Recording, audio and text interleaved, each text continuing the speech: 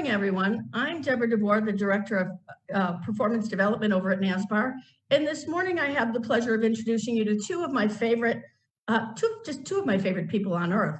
The first one is Sam Powell, and she's already making faces at me. You can see her making faces. Sam and I go way back. She informed me that the first time that we met was in 2003. She was a student in one of the real estate classes I was teaching. I have had the pleasure of watching Sam grow into an absolutely phenomenal realtor, and also become an instructor. Been going across the country talking about what she's doing. One of the other things that Sam did, which I think is one of her greatest accomplishments, is Sam got involved in the Women's Council. And Sam has sort of pulled me in and out of the Women's Council stuff here and there every so often, and to me as well. She is now a governor of the Women's Council because she's put in her time as president of the Chicago chapter, and then her time as president of the Illinois Women's Council. And she's done a remarkable job. If any of you want to know how to engage people, Sam's one of the people you want to talk to about that. I have a quote here from Chicago Agent magazine that I love. And here's what it says about Sam. Among the many things that Sam Powell is passionate about, two stand out: education and empowerment. After years in the business, she has become a staple on various tech office panels, regularly speaks at conferences, and is a constant source of positivity to everyone around here. I'm here, and a quote from her, "I'm here to share, mentor, give back to those around me. That's what I enjoy, and that's why so many of my clients and colleagues have become such great friends." Sam Powell also has the biggest heart of anyone I know. Not to diminish my other guest, Julea Josephs, who I also love and have. I didn't meet Julea until she started coming and doing staging classes for us here at NSBAR, only to discover that people she knew, I knew, because we had raised our families literally blocks away from each other out in the south suburbs of Palos Park. We were not quite the same. Her family was younger than my family, but it is interesting to know, they always talk about the 6 degrees of separation. I don't think Julea even have 2 degrees of separation. She's a wonderful stager, and she has her own company. So she teaches the staging classes. She helps people stage properties, but she also has a very thriving interior design company. You can find more about her on her website, Inventing Space. I'm going to get the pleasure to talk to both of them today. So let me start with Sam. So Sam, my first question to you, other than to thank you for coming on this morning, is why did you become the paperless agent? You've been doing this for a long time already. Good morning. Thank you so much for having me. This is such a blast already. It's nice to see faces of people that I love, and I love meeting new people, especially skilled people like yourself. I've heard great things about you, Julea. Paperless to me was freedom. Like immediately, I was just like, I have my laptop and I'd have to grab manila folders back in the day and throw them all in my bag. And I was just like, oh my gosh, if I could just grab my laptop and walk out of the house, like how freeing that could be or would be for me. And so I was just like, Powell, this is an easy conversation. Where were all those docs born? Well, they were born on the computer. Well, why don't we just leave them there, Sam? Well, why don't we work on that? And so that's it. I refuse to accept anything from someone in the form of paper. If they can send it electronically, I want it electronically. If I've created it, there's no reason for me to print it out because the technology allows me to send it to any one technology in various forms, even if it's a robust, ridiculous file. Do you remember back in the day, the special FTP sites where we'd have a login and we'd upload stuff and we'd share that with someone and they'd download the stuff when they were too big to attach to an email? It just took that concept to the full spectrum of everything digital. Like everything we've ever printed had to start somewhere digital. So how do we keep it in that space as much as possible? And from that moment forward, everything about me has been, even receipts at a restaurant, I refuse to take them. I'll take a screenshot, leave the receipt, because you don't need to take with you. That's very cool. I also know that you are the queen of gadgets, that you love stuff. I want you to, out of all the things that people need in this changing times we have, what are the 3 they need the most? What are the 3 they need the most, and what are your favorites? Yeah, I would say, for me, laptop, but for me, so I have 2 laptops. I will always have 2 laps. There are currently 4 in my condo right now because I'm upgrading, but always have a backup. and I like the freedom and flexibility. So I always have two laptops. In my case, I like them to be identical so they look and feel the same. The size is critical to fit in my tiny little bag. My laptop is 2 pounds. And I also, with that, also have external batteries for my laptop. My laptop is USB-C, and so I can use any USB charger period that exists on the planet to charge my laptop. So now I can put my laptop, extra batteries, and in my case, my third favorite thing is going to be your own Wi-Fi. So right now I'm using my condo Wi-Fi.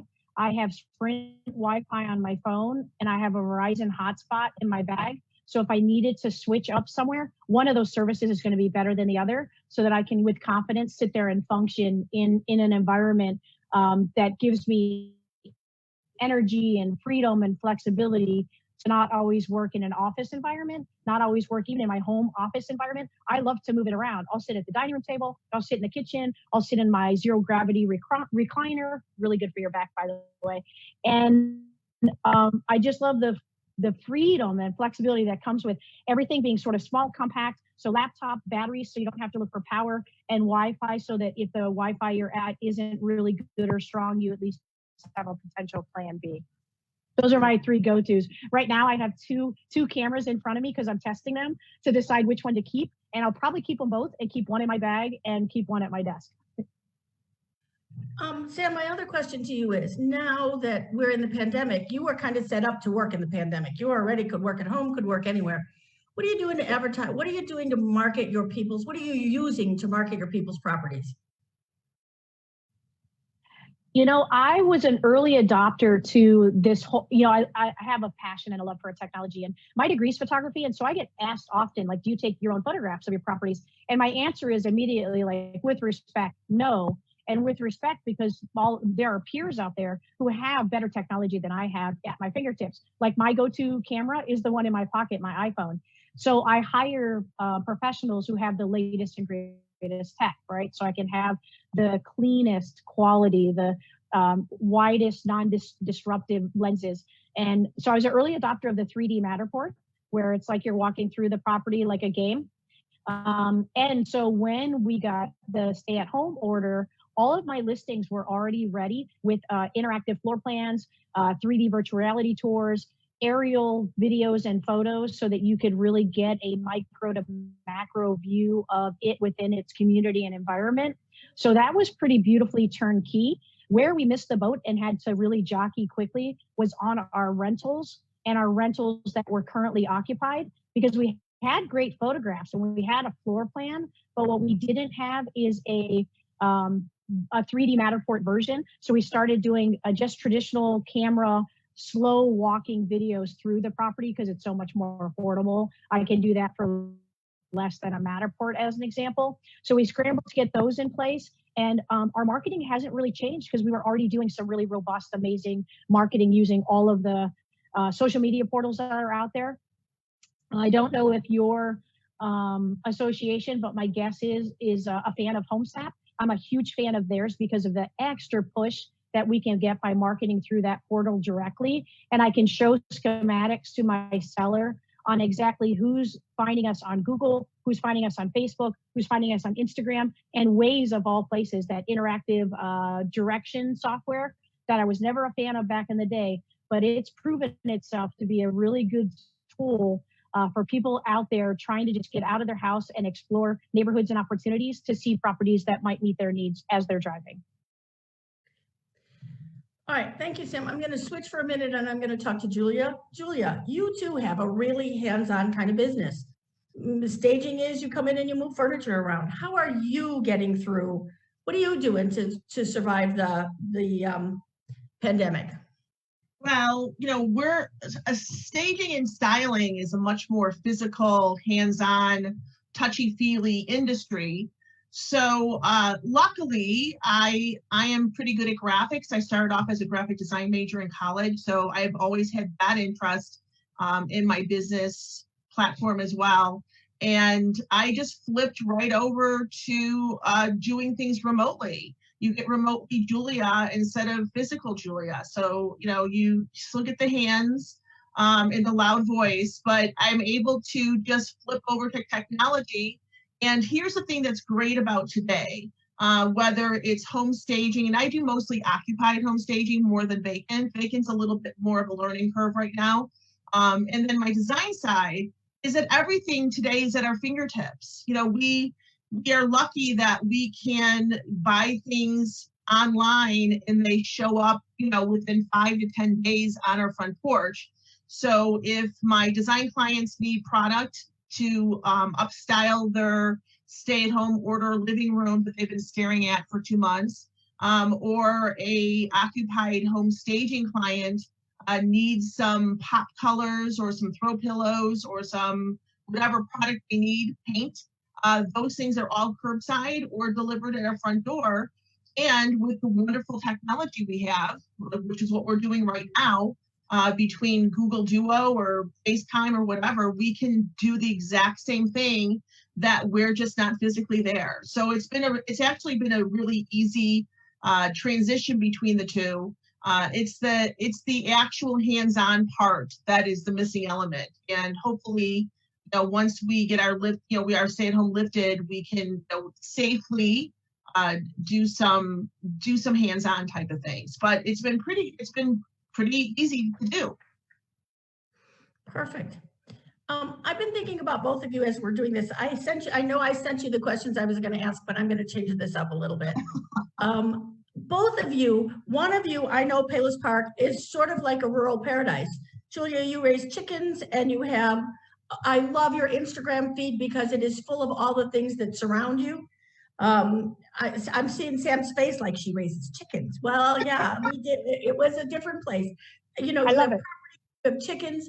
I see Instagrams of your houses. Sam, you're living in a condo in Chicago where everyone, I think, is probably masking right now. You know, Julia, if you went for a walk in Palos Park, you don't need a mask because you're not going to see anybody for most of your walk. Both of you are really powerful women.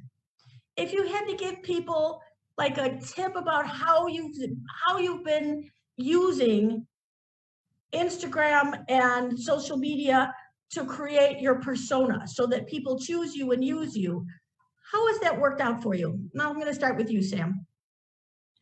I would say I was an early adopter of social media too, because I just love the technology and the ability to capture, like I capture photographs like a champ. Like we were looking at my phone yesterday and there's over 40,000 just photos and over 1,800 just videos.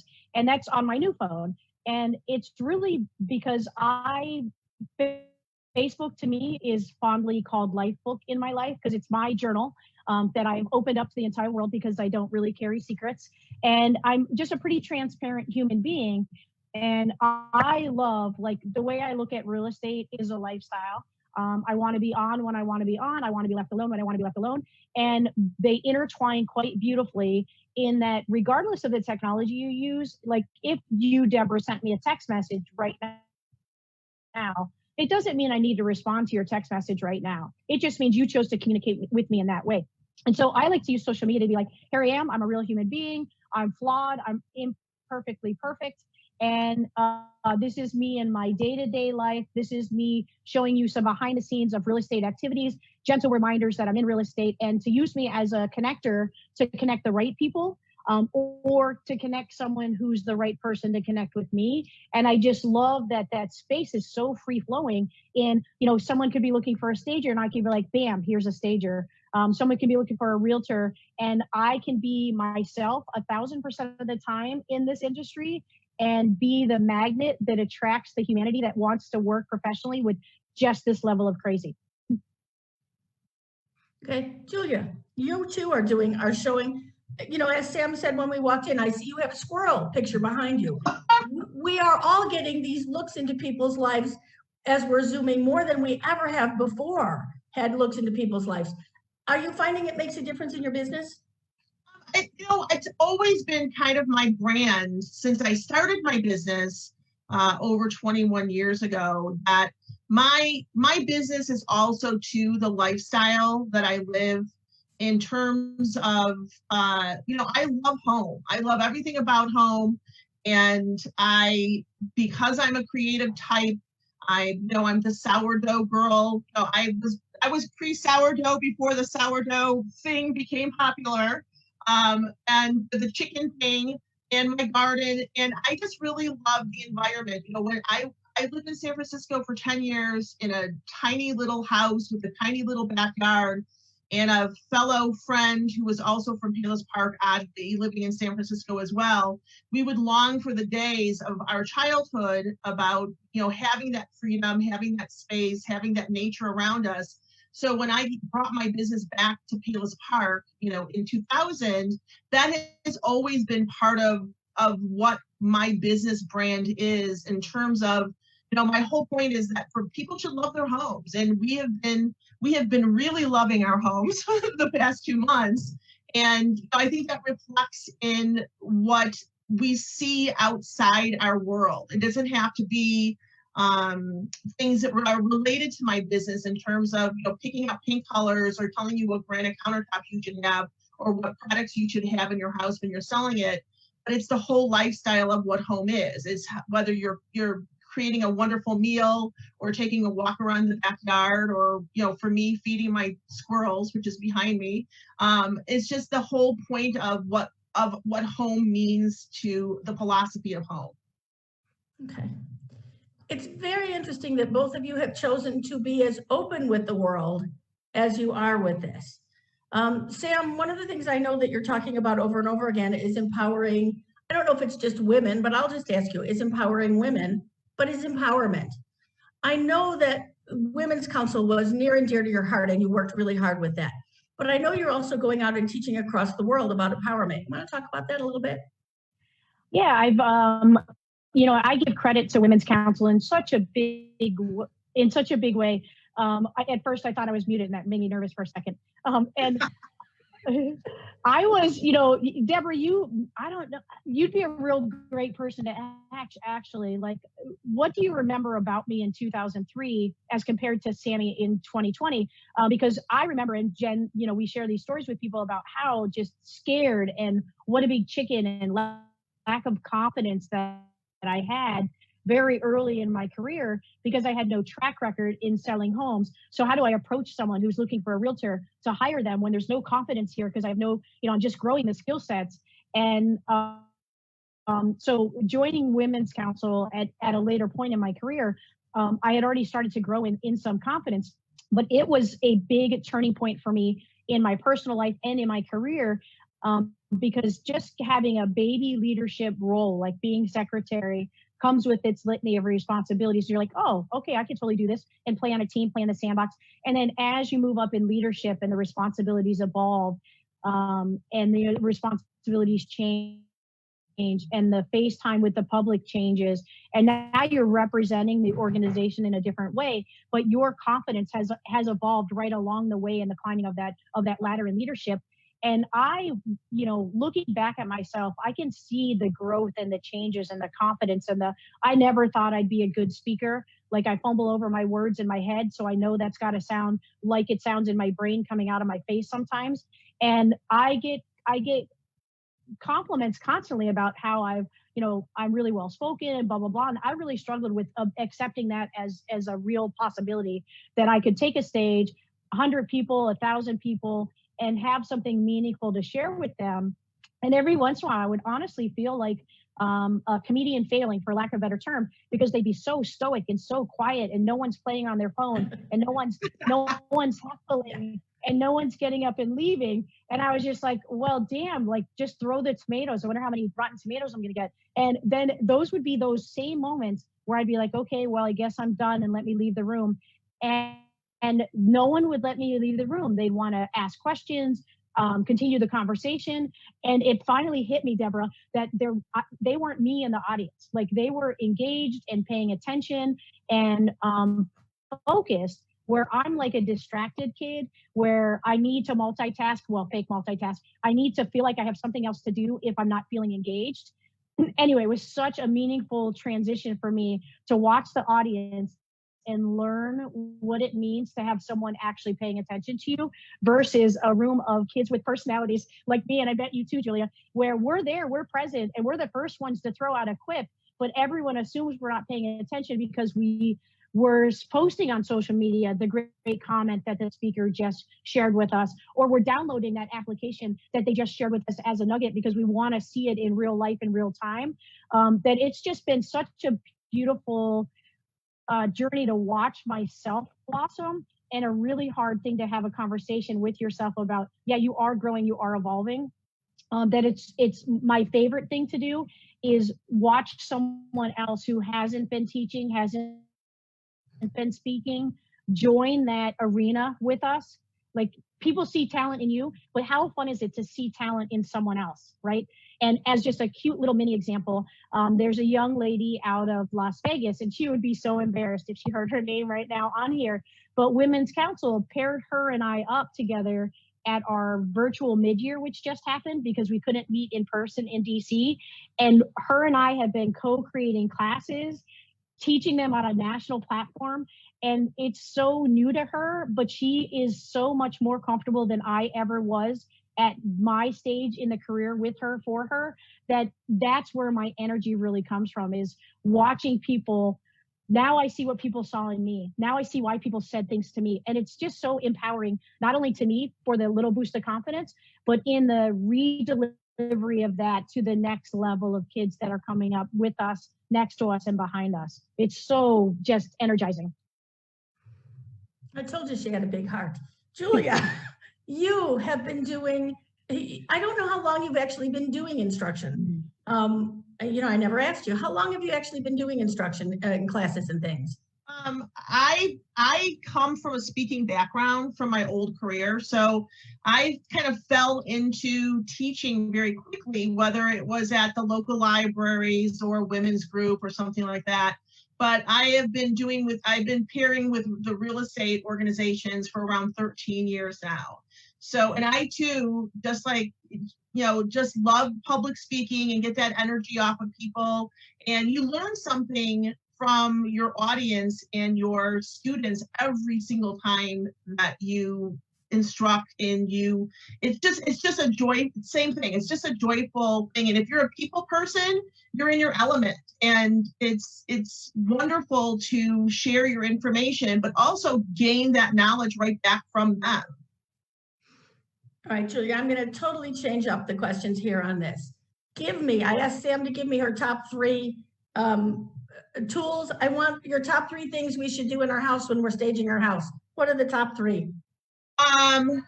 Remove your soul from the home.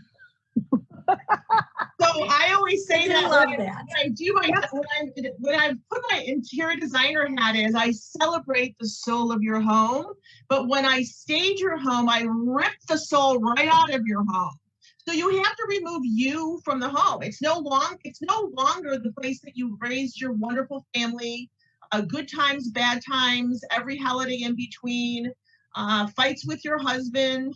That it is now a product, like Tide Pods on the shelf, and you have to showcase it for the next wonderful souls that are going to be moving in. So number 1, remove the soul of your home. Number 2, no one likes your interior design choices. So, the majority of people today it's more of the boomer generation that are selling, and the younger generation is moving in. So the worst thing that you can do is have a household that you're putting together to go on the market, that the people who are thinking about buying your home, it reminds them of their grandparents' home or their parents' home. So you really have to really look hard at who the future buyer of the home is, and stage accordingly. And a big part of that, so I guess the easiest, quickest way to do that is paint. A great paint palette. Today's home buyers like that whole open concept look, and if you live in a 1953 Tudor, choosing one paint color to kind of pull the walls down is a great choice. And FYI, gray is leaving the building. So we're in the Midwest, so we're the last to pick up things. We're at the tail end, so pick a nice grayish. And then number 3 is show off your home for what it is. So architecture, atmosphere, and the great things about your home. And it's not about your stuff. They don't care about your stuff. It's all about that wonderful property. Every property has something fabulous about it, and just showcase what the wonderful elements of that home is, rather than worrying about the stuff in your home. So those are my big 3 tips. Hey, Julia, I want to be a part of the book launch, Remove Your Soul from Your Home. Because I feel like you have a book in you, and that's the working title right now. Yeah, ripping the soul out of your home for home staging. I'll do it. I'm all over it. It's fantastic. I am so delighted. I don't know what caused me to bring both of you on, but in my mind, it just seemed that I should have the 2 of you together on my EDUcast, because it would not be grim and it would be pretty cheerful. And what I love about both of you, and Sam, I have known you you said since 2003. You asked me the question about what I remember about you then. I remember that you were hungry. You were hungry to get better. If I had to say one thing about you, you were like scared. All right, I'll give you scared. But you were just hungry. You were determined to find the answers to what you needed to do. That's the thing I remember, and that's what I think has carried you as far as it is. Julia, I just met you, and we knew people in common, and we just have this commonality of where we raised our family, which is nothing to sneeze at, I don't really think. I mean, there's something to that history of stuff. But I like both of you and enjoy both of you because you are very powerful women in your own rights. So we're getting to the end of time. So Julia, I'm going to ask if you have any final powerful words that you want to share with other women. That's a hard question. I'm really putting you on the spot today.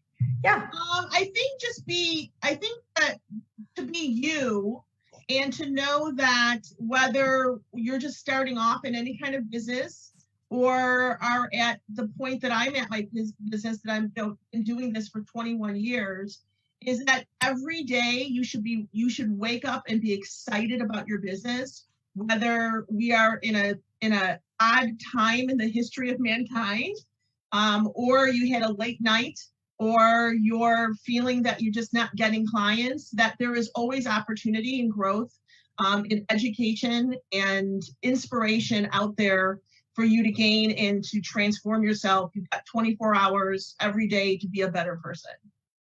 Thank you. Sam? That's beautiful, beautiful and powerful. I would say find your tribe, meaning create a small circle of the best people that you can surround yourself with, that love you, that trust you, that will push you, that will push you to grow. Because I feel like they're your life business coaches, right? They're your go-to when you're having a down day. They're your backbone when you're in a situation and you just want a soundboard, or you just want to have a session where you just get frustrated, and they'll just listen without judgment. But I really think it's the people that you surround yourself most intimately that are really your power toolbox in a very personal way. I want to thank both of you ladies for joining us. This has been a wonderful way to start my day. I can't tell you how much fun I've had already this morning. I want to tell everybody who is listening today that Julia is going to be doing a class at NSBAR on Friday, June 19th. She is going to be doing a Zoom class, and she's already said she's doing them, and they're working fabulously. We also have next Tuesday, our new CEO is going to be speaking about raising the bar. If you haven't met Jeff yet, you're in for a treasure. He is a treasure. And we've been doing something that so many of you have already missed. We've been doing a business builder, which is how to build your business. If you have any interest in it, call, because we'll probably be running it again. There are lots of things going on over at NSBAR. We didn't go to sleep in the pandemic. It's like we poked ourselves and we got better, and we were doing better. So today I want to thank you both for coming. I want to thank anybody who was listening this morning at 8:30 in the morning. I especially want to thank the 2 of you for being on here at 8:30 in the morning. And anyway, I'm going to say goodbye. Thank you.